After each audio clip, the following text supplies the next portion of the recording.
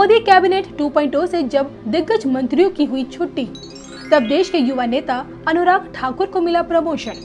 केंद्रीय मंत्रिमंडल में खेल मंत्री की मिली नई जिम्मेदारी। मोदी की पहली पसंद बन चुके अनुराग ठाकुर की क्या कहती है कुंडली? क्या कहते हैं अनुराग ठाकुर के भाग्य के सितारे? क्या भविष्य में बन पाएंगे देश के प्रधानमंत्री? धर्म ज्ञान पर देखिए अनुराग ठाकुर से जुड़ी बड़ी भविष्यवाणी। नमस्कार, मैं हूं आपके साथ नम्रता शर्मा। धर्म ज्ञान के सभी दर्शकों का बहुत बहुत स्वागत करती हूं। मेरे साथ हमेशा की तरह जाने माने एस्ट्रोलॉजर राकेश चतुर्वेदी जी मौजूद हैं। सर, सबसे पहले आपका स्वागत है। जी नमस्कार नम्रता जी, नमस्कार दर्शकों।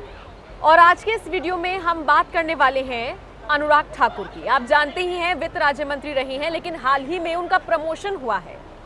खेल मंत्री उनको बनाया गया है। इसके अलावा सूचना एवं प्रसारण मंत्रालय उनको सौंपा गया है। देखिए, 2 बड़े मंत्रालयों की जिम्मेदारी अनुराग ठाकुर को दी गई है।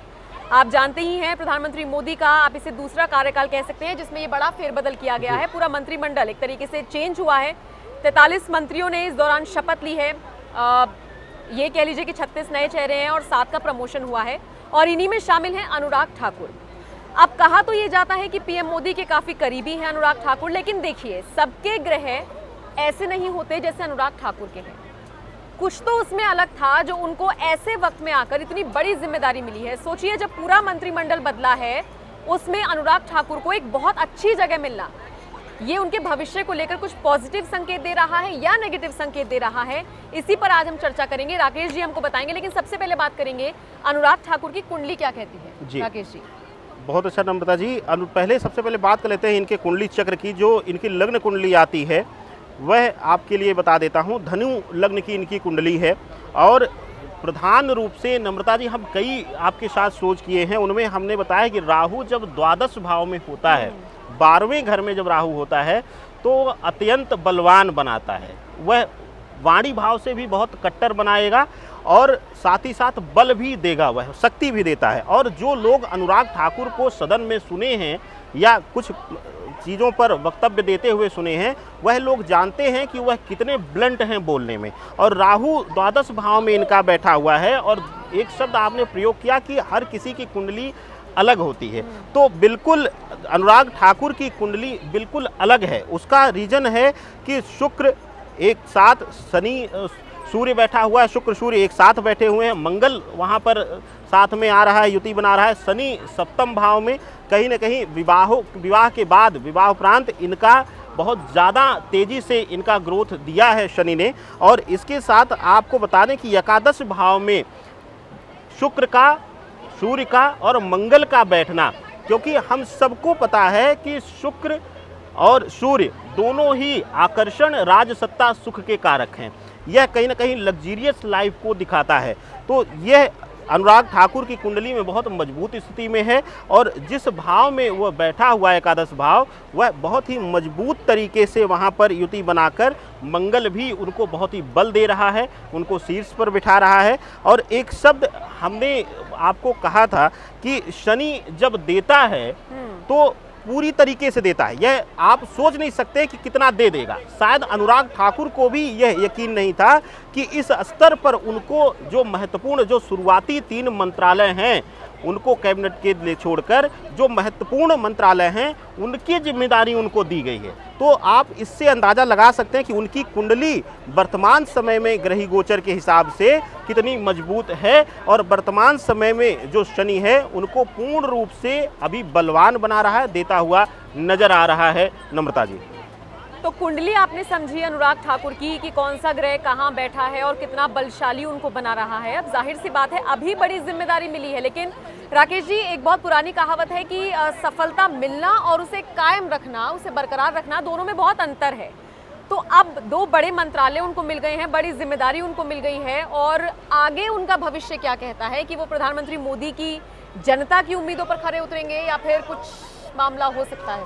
देखिए, अनुराग ठाकुर की जो नम्रता जी कुंडली है, अभी आने वाले 5 वर्षों में, मैं बता रहा हूँ, आने वाले 5 वर्षों के लिए बहुत ही प्रभावी कुंडली है यह अगर भाजपा सत्ता में रहेगी तो यह कहीं ना कहीं कैबिनेट स्तर के या उसके आसपास घूमते हुए नजर आएंगे। कुछ महत्वपूर्ण मंत्रालयों की जिम्मेदारी इनके पास रहेगी, और इसमें जो सबसे बड़ा बल इनको दे रहा है वह शनि राहु और शुक्र दे रहा है। शुक्र मंगल के साथ, सूर्य के साथ बैठकर यहाँ पे पूर्ण रूप से इनको प्रभावी कर रहा है।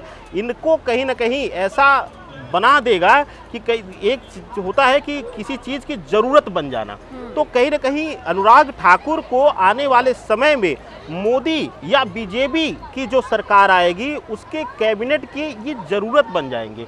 उनके मंत्रियों में ये एक खास स्थान ले लेंगे कि जैसे कि पहले बार के बाद पहली जो गवर्नमेंट आई मोदी जी की, उसके बाद स्थान आया कि नहीं अमित शाह और राजनाथ सिंह के बारे में कहा गया, अरुण जेटली के बारे में स्वर्गीय हो चुके हैं उनको नमन, उनके बारे में कहा गया कि ये सब ज़रूरतें बन जाते हैं सरकार की। तो कोई भी अब सरकार आएगी बीजेपी की तो वहाँ पर अनुराग ठाकुर उसकी ज़रूरत बन जाएंगी सरकार के, और अगले 5 वर्षों में इनका भविष्य बहुत ही उज्जवल है, बहुत ही उत्तम है, और अभी इनको शीर्ष पर ही रहना है। नम्रता जी, अब देखिए, ये तो राकेश जी हम राजनीतिक विश्लेषण कर रही हैं, उनकी भविष्य हम देख रही हैं, लेकिन अगर मैं पूछूं कि निजी जिंदगी और उनका जो स्वास्थ्य है अगर वो देखा जाए, क्योंकि देखिए निश्चित तौर पर उम्र उनकी भी बढ़ रही है, युवा नेताओं में वो गिने जाते हैं, लेकिन अभी उम्र तो उनकी बढ़ ही रही है। ऐसे में अगर स्वास्थ्य के लिहाज से देखा जाए तो क्या कुछ संकेत मिल रहे हैं?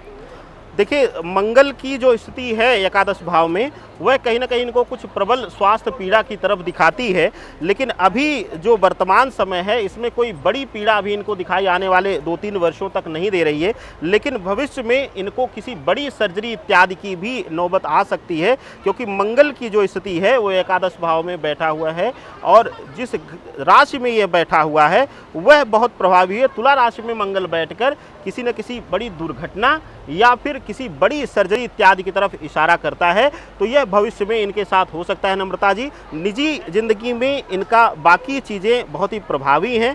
शनि सप्तम में बैठकर इनको पत्नी भाव से बड़ा ही सुख दे रहा है, लेकिन आने वाले समय में केतु इनको किसी न किसी तरीके के पर्सनल संबंधों में इनको पीड़ा देगा, और साथ ही साथ जो इस समय गुरु की रोल है यहाँ पर 3rd हाउस में गुरु बृहस्पति जुपिटर बैठकर और केतु 6ठे घर में बैठे हुए हैं, इस तरीके से जो प्रभाव आता है उसमें नम्रता जी कहीं ना कहीं संबंधों में दूरियां, जो पुराने करीबी संबंध होते हैं उनमें दूरियां आना, या अहंकार वश कह लें या व्यस्तता वश कह लें, जो भी कारण हो यह कहीं ना कहीं लाएगा। इस तरीके का संकेत इनके ग्रह इनकी कुंडली के दे रहे हैं। नम्रता जी, बिल्कुल, तो ये आपने जाना कि अनुराग ठाकुर की कुंडली में जो ग्रह हैं वो कहाँ बैठे हुए हैं, किस तरह से बैठे हुए हैं, और देखिए सबसे अच्छी बात यह है कि कितना बलशाली उनको बना रहे हैं। अगले 5 साल में वो कहते हैं ना कि मोदी सरकार की ज़रूरत ये बन सकते हैं, इस तरीके की इशारा कर रही है उनकी कुंडली। लेकिन हाँ, थोड़ा सा यहाँ पर उनको अपने भविष्य को लेकर सचेत होने की ज़रूरत है, और चूंकि उम्र बढ़ रही है उस लिहाज से भी, और इसके अलावा जो संकेत राकेश जी ने दिए हैं वो हैं थोड़े से संबंधों में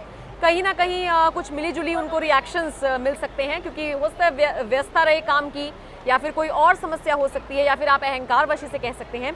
तो कुल मिलाकर ये अनुराग ठाकुर की कुंडली थी जो इशारा करती है कि आने वाला वक्त उन्हीं का है, समय उन्हीं का है। बहुत बहुत शुक्रिया राकेश जी इस पर चर्चा करने के लिए। नमस्कार। और आपका भी इस वीडियो को देखने के लिए बहुत बहुत शुक्रिया। कुछ और अगर आप पूछना चाहते हैं, समझना चाहते हैं, अपनी कुंडली दिखाना चाहते हैं, कुंडली का विश्लेषण कराना चाहते हैं, तो फिर देर किस बात की। जो नंबर आपकी स्क्रीन पर फ्लैश हो रहा है उस पर आप कॉन्टैक्ट कर सकते हैं, राकेश जी से अपॉइंटमेंट लेकर उनसे मुलाकात भी कर सकते हैं।